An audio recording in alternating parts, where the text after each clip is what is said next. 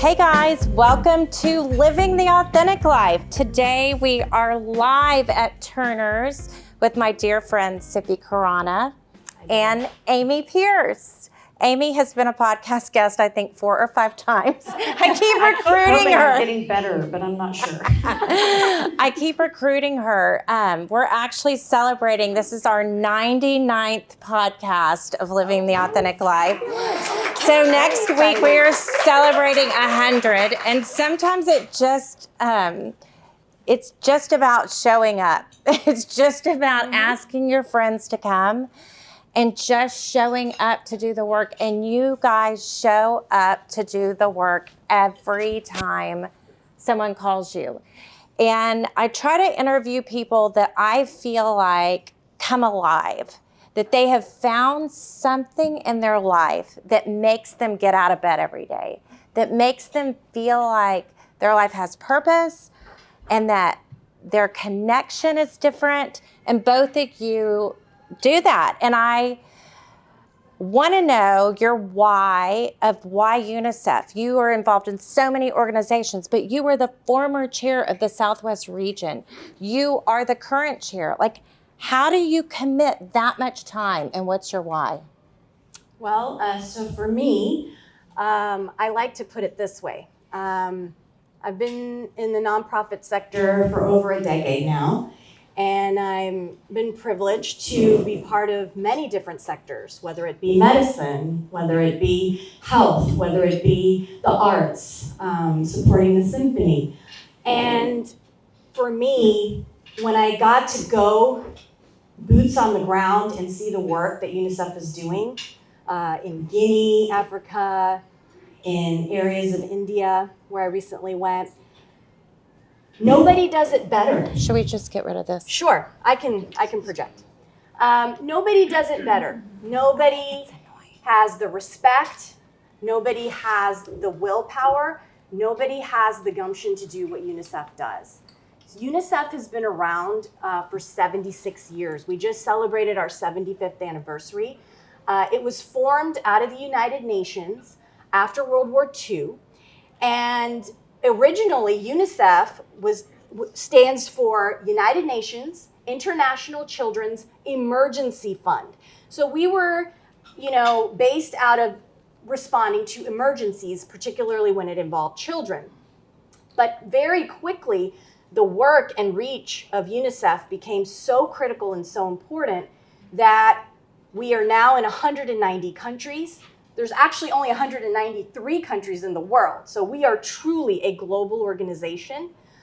30 of those countries are NATCOMs, national committees, such as the United States, United Kingdom, France. All of these countries come together as our NATCOMs, which are our basic fundraising hubs, which raise money globally for the work that UNICEF does.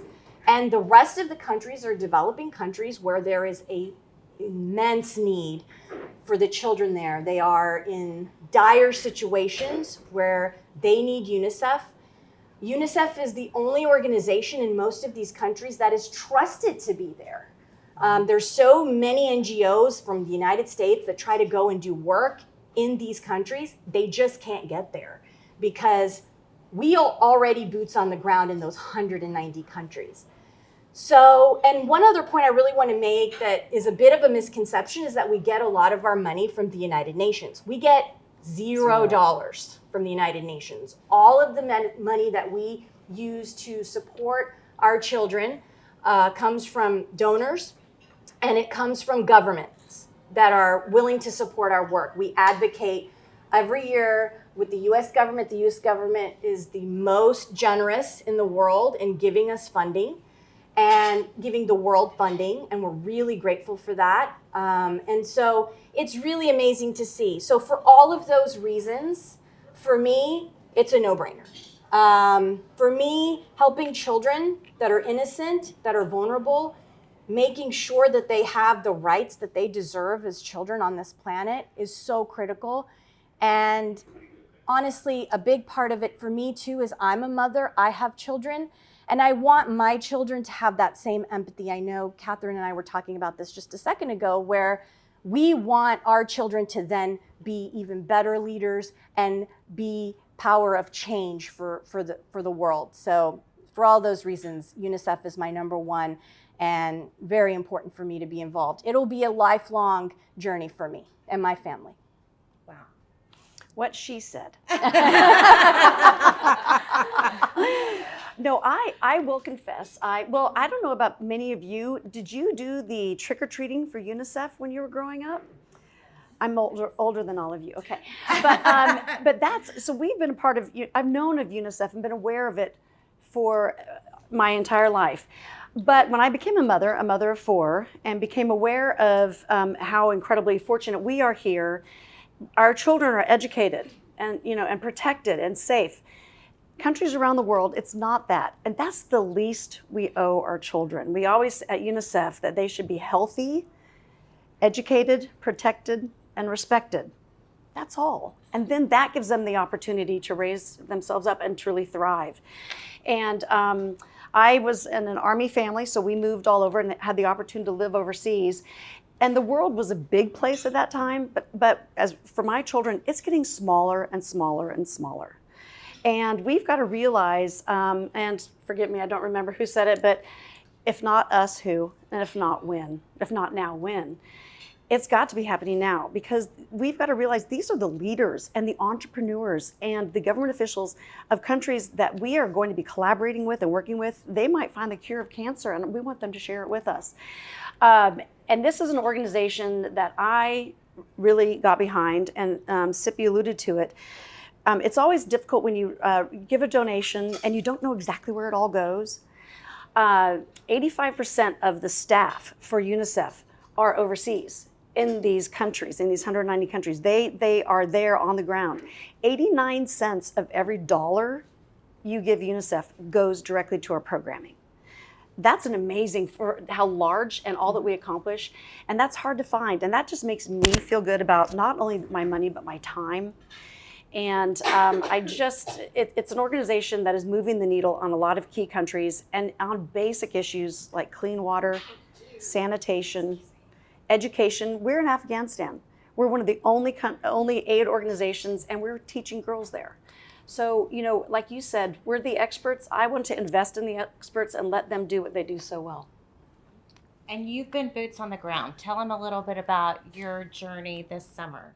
Okay, yes. So I had the privilege to go to India, 3 different areas, to work on something that started as Project Lion. I don't know if any of you have seen the movie Lion with Nicole Kidman and Dev Patel, but that was a motivation for a UNICEF donor, that movie, because she wanted to help orphans that go through such horrific experiences when they're orphaned in India. And that movie was a catalyst for her to start a program in India to help orphans. And I could talk about, I've spoken on this topic many times for several hours, so I could talk about this for a long time, but I'd like to give you kind of a takeaway, my takeaway from going on this journey. What UNICEF does so well is that they could have easily gone to India, taken the money from this donor, and made some nice, advancements in the orphanages and institutions that are there. There's a lot of need and improvements that can be made. But what they actually did was to take data, use that data to come up with a strategic plan. And in coming up with that plan, they actually realized that the deinstitutionalization of children is going to be the most effective way to help these children. All of us growing up used to think, when I make enough money, I want to give back to India. I want to give back to Africa. I want to build an orphanage there. And actually, all of the data that has come out of major trials has shown that that type of institutionalization is actually a form of child abuse. It actually reduces the size of a child's brain by 30%. Wow. So it's critical that we actually try to deinstitutionalize all our children. So the next strategic plan for India, and now it's called Lion because it's not a project anymore. It's a fully successful functioning program and will be spread all over India now, is to actually work on deinstitutionalizing these children. Getting them away from an orphanage situation, getting them away from a prison situation, getting them away from areas where, you know, they're actually not getting the love, nurturing support that their brains and their bodies need. A few ways that they're trying to tackle this is to go back to the villages that these children are from. A lot of them still have kinship in these villages, and convince them to take the children back. How they're doing that is they have such strong relationships with the governments of those cities, and the government is now subsidizing these children and their education. And so the families are so excited to take them back. It was really just the financial burden that was such a problem for these families. So they get to go back, they get to go back to their village, they get to go back to their school, and they get to thrive. And UNICEF has a lot of ways to checkpoints and security checks on making sure these children are in situations that they can thrive in. So that's one way. The foster care program in India is lackluster at best, and so they have been working extremely hard in strengthening that program. I got to meet with 2 different foster care moms who had children with them for a few months. They were so excited because they were able to get children so quickly. Otherwise, through adoption, they would have to wait 5 years, 10 years. The child is pretty much grown by the time they're even eligible. This way, once they apply, they get a child within pretty much 2 weeks, and they're able to take care of the child and develop a relationship. If they're able to prove that they're worthy parents and doing a great job and the children are thriving under their care, their adoption of that child is fast forwarded as well. So it's just a phenomenal program. So just in different ways, they're trying to really work on deinstitutionalizing. There's a 5-year strategic plan that hopefully by 2029, 2030, they would reduce the amount of institutionalized children by 30% in India, which is a huge number. That's millions of children going back to homes, loving homes, being loved and supported. So my take home again from going on this trip was that UNICEF could be very comfortable in just going and using the dollars to improve things here and there and, you know, get basic necessities for kids. They're actually transforming lives and going outside the box to try to make that happen, using data and getting government support and government ownership so that it works in perpetuity. So I've researched a lot about places where people live their best life, live their longest life. There's just a Netflix series, a documentary that came out called Blue Zones with like Dan Buettner. And it talks about when communities surround each other, and from the youth to the grandparents to the great-grandparents, that they live in unity together, that they live longer, they live healthier, they are more fulfilled, they have more of a meaning for purpose in their life. And this is such a dramatic change.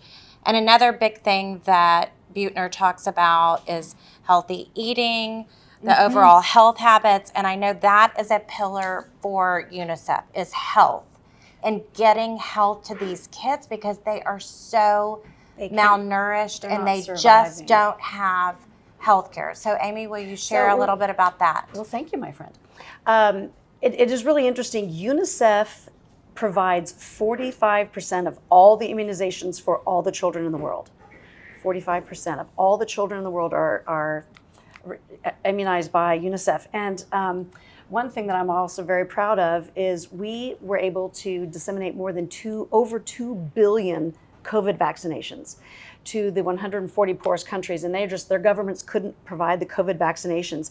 But we have got film of, and of course having coolers on their backs because, as you recall, it had to be cold, of traipsing through mountains along villages and to some of the most remote areas who were suffering with COVID. And because of that, because of the reach, we're talking about UNICEF being the experts, because we are there with the immunizations that allowed us to get in with the COVID immunizations, but that also allows us an opportunity to get in with nutritional training for the families, for the whole family.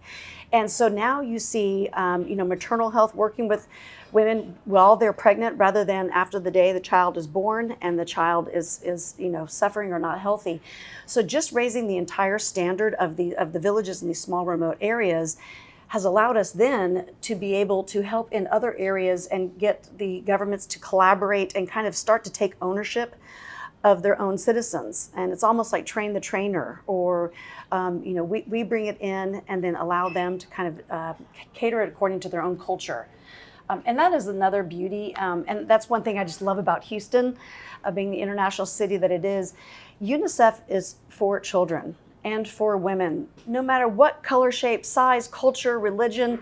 We are just there to ensure that women and children are protected and thrive. And again, Houston, I feel like we're very much that way in the city, and we're incredibly fortunate because that's not always the case. And there are some communities that are being helped through UNICEF even within Houston. Yes. Do you want me to talk about CFCI? Would this be Yes, a nice time? please. And Sippi, let's tag team each other here. So another reason I can be very proud is Houstonians. Houston was just recognized as the very first CFCI, Child Friendly Cities Initiative. We're the very first in the United States.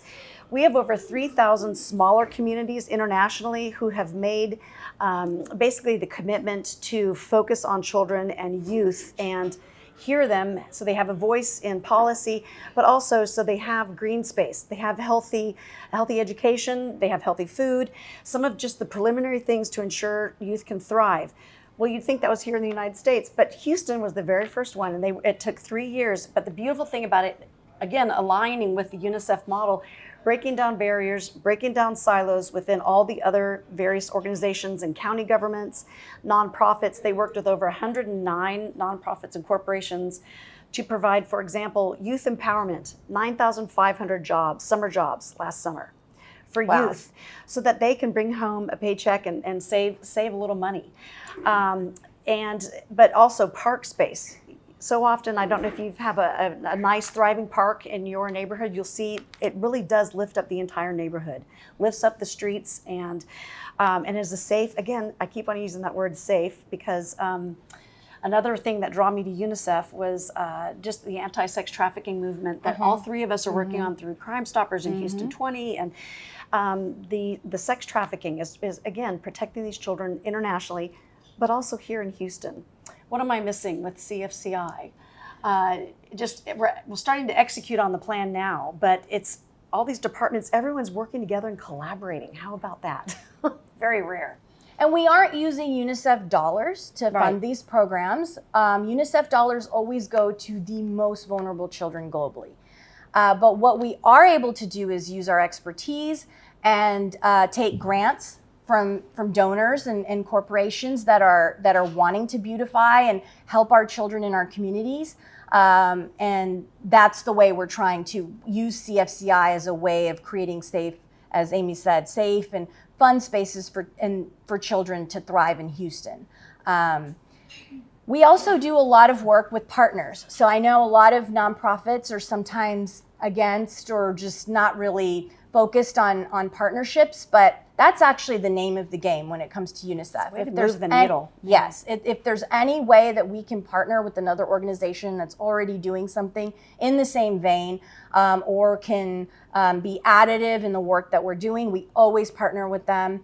And anytime you see a UNICEF project, you will see numerous partners that come together to make the work more substantial. So I like to point that out too, because I think they're the experts. Again, the experts. Why recreate the wheel? And several of us here in the room were recently involved in a beautiful event for Operation Smile, which works with children who have cleft palate, and they do free surgeries all over the world, and which enables children to eat and be healthy. And Operation Smile finds and discovers these children. UNICEF, who's in all the villages, will find children with cleft palate and bring them into the larger cities. So Operation Smile can give them the medical procedures they need. But that's a beautiful partnership. And again, there's no reason why that can't happen, but it doesn't always happen, and it's beautiful when it does. yes. And I think there's a lot of people have mixed emotions about vaccines or different thoughts in that way. But the thing I love about UNICEF is this was an opportunity to go places they could never be. And this was a way to get in places and break boundaries that were built in a way to isolate people from ever connecting with a global world and seeing that. And anytime you open doors and you open conversations, there is movement for success and opportunity. And without being this big, they couldn't do that. That's right. So I've heard these, and this is what I talked about. I said, I want to mention to people, because a lot of people say it's such a big organization. There's so much money being spent on employees. But to do when you say 89 cents of every dollar goes, and when you look at the global work that we're doing, it has to be significant. It has to be able to reach and systemically change it, not just giving the man a fish. You're teaching the man to fish. We are changing the way adolescents are growing up, where they're empowered to take care of themselves. They're empowered to give back to their families. There's so many communities or people here in the U.S. that are sending money back home. And these kids being taken away from their families, it's changing the cycle of them being able to take care of one another. Right. The COVID example is actually a really shining example. I was actually honored to be part of a COVID initiative called COVAX. I was on the task force where we quickly identified when the vaccine was coming out that developed countries like the United States and Europe, we were hoarding the vaccine like crazy. And we quickly realized that the rest of the developing world will not be able to have access to the vaccine. What was really compelling about this is that the WHO immediately reached out to who? To UNICEF, because they knew, like Amy mentioned, the 2 billion vaccines a year, we were already doing it. We already had cold chain in place. These were not new concepts to us. We're able to get into the most remote regions of the world and vaccinate. So we were able to partner with WHO. We partnered with two other organizations called Gavi and Sippi. Gavi and Sippi are big on acquiring vaccines. Doesn't have to be COVID. It can be other vaccines. They're just big organizations that help you get it. So we initially started by sequestering 1 billion syringes. That was our first goal. Wow. We have a massive warehouse that's the size of, I think, 10 Walmart warehouses in Copenhagen. And we started sequestering them. We were able to do that. And then we were able to go to the G7 summit and ask all the countries to save vaccine for us. And we got a pledge of 2 billion vaccines. And after that, we had the means, we had the supplies, we had the vaccine. And that's what Amy was talking about, that we were able to vaccinate almost 2 billion in the world with COVID-19 vaccine. But just a really amazing way to see, the power of UNICEF, the power of people coming together for a cause and thinking, a few steps ahead, because otherwise we would have been so far behind. And even caregivers were given COVID-19 vaccine because what we quickly realized was that if the caregivers were sick, the whole system was going to shut down. And during that time, UNICEF still kept its pledge. We still did all of our early childhood immunizations on top of doing the COVID-19 vaccine. So it was really remarkable to see that come. So it was a really good example of. Because so many other diseases really spiked during COVID because people were not going to get their normal vaccines. So tell us a little bit about that. I believe, was it polio? Was it even things that have been almost eradicated? Yes, smallpox, polio, things that were eradicated. Yes, measles that Bill Gates had put a lot of money into eradicating came back because we weren't able to immunize our children during a small period. I would strongly, strongly urge you, if you haven't yet, to watch a documentary called If You Have. It was produced and directed by an Academy Award-winning documentarian, and it's a tearjerker, but it really gives you a sense of what UNICEF does.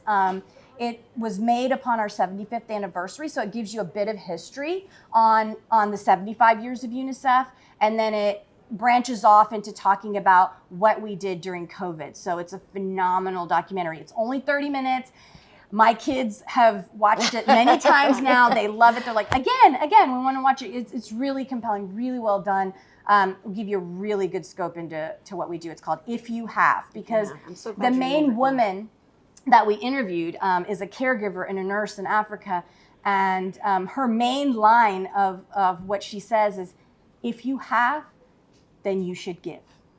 So that's the title, and it's a remarkable documentary. So it's on YouTube, very easy to find. Well, and if we could segue, we'd mentioned that UNICEF originally stood for the emergency fund, and now we've kind of taken out the emergency part over the years.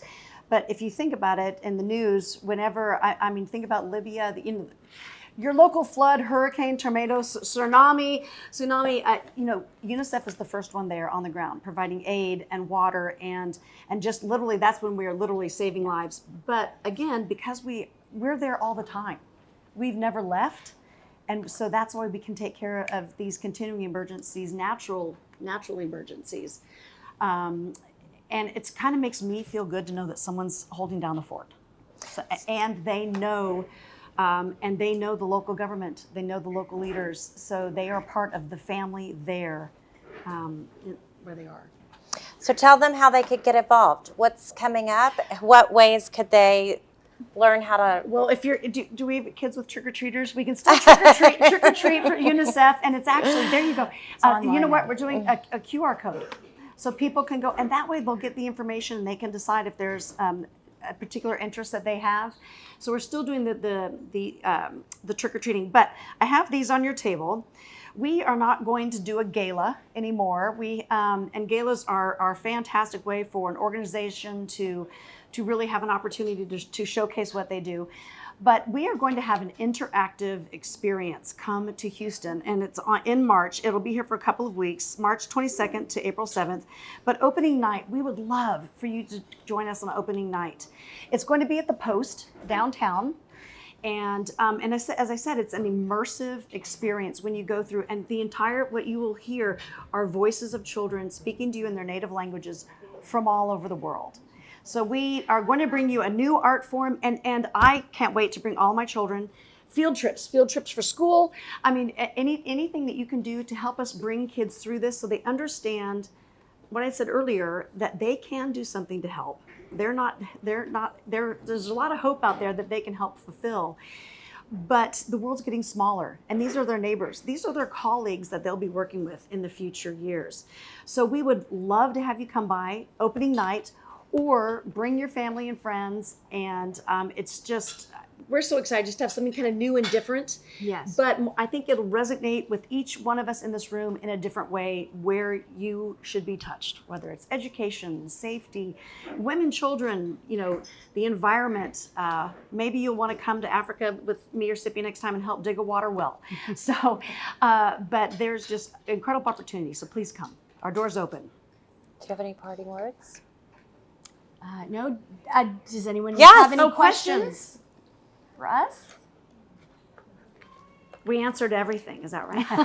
Marian and then Laura. One of my favorite stories of UNICEF was when they, and I can't remember the war that they stopped. They stopped the war every year for 2 weeks. You can tell that I think is so moving.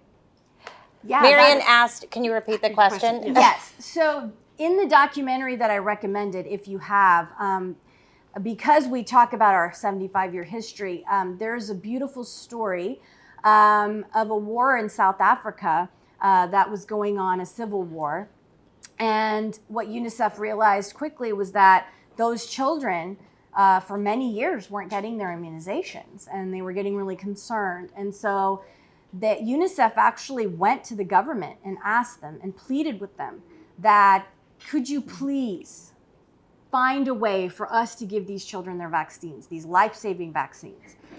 And after some, major talks, the government actually agreed.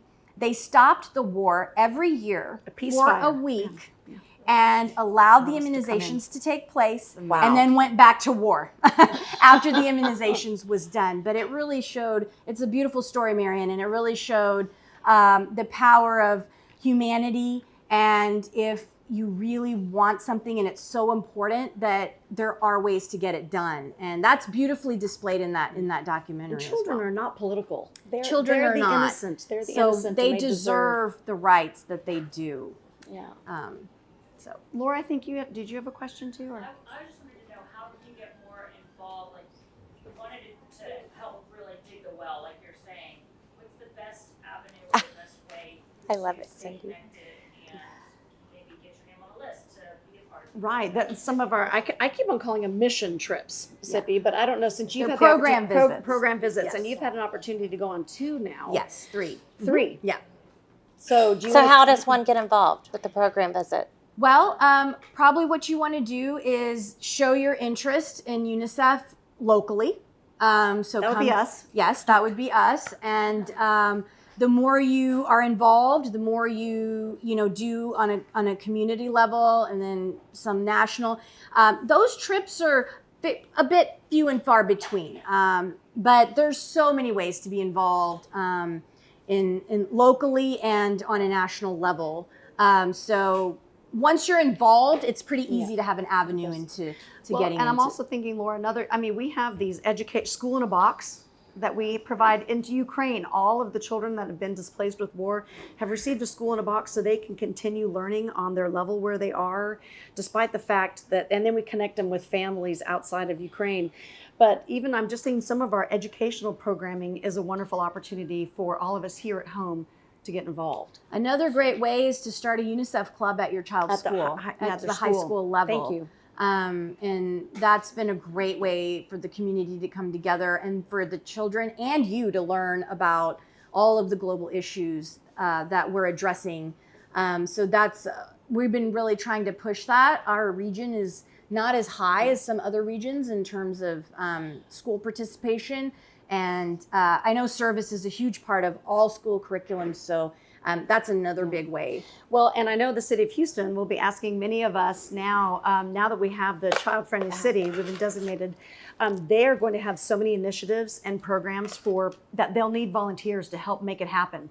So they've got the framework and the plan, but now we need to execute it. So, and that's something you could keep in touch with us here in Houston, and we can let you know of the various opportunities, and they'll want to pair up with business leaders. And so we've got to roll up our sleeves, and that's another great way to get involved here in Houston, if you'd like. Well, thanks, guys. We have to wrap things up, but we're going to be here to answer more questions. We'll give the way for our viewers to listen and connect with you guys, and we appreciate you tuning in. Thanks. Thank you so much.